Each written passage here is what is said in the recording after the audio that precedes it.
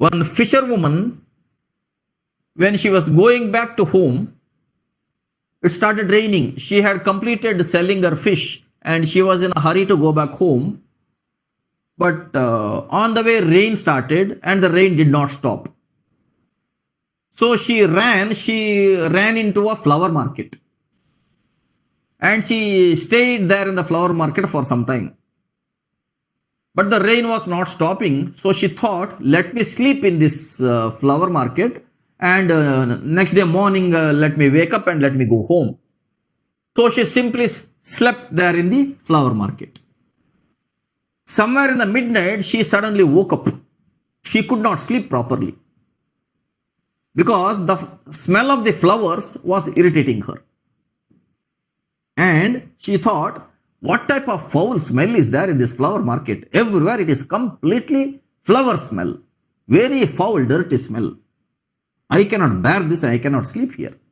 So what she did was, she took that basket where the fish were there earlier. Now the basket is empty. The same basket she pulled over her face and she happily slept because the smell of the fish was actually very soothing her. She was used to that smell of the fish.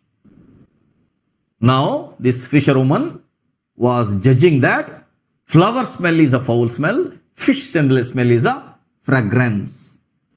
What to say for this?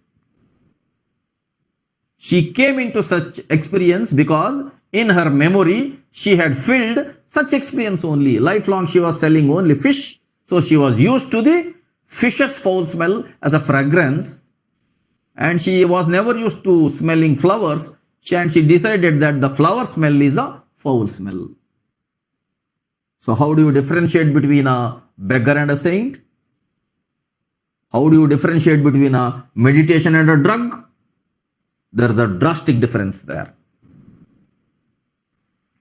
It is very saddening to tell that in the Western countries, they have made a lot of experiments on their bodies, and there are some people who think that they can awaken their kundalini or the spiritual force by injecting drugs into their body.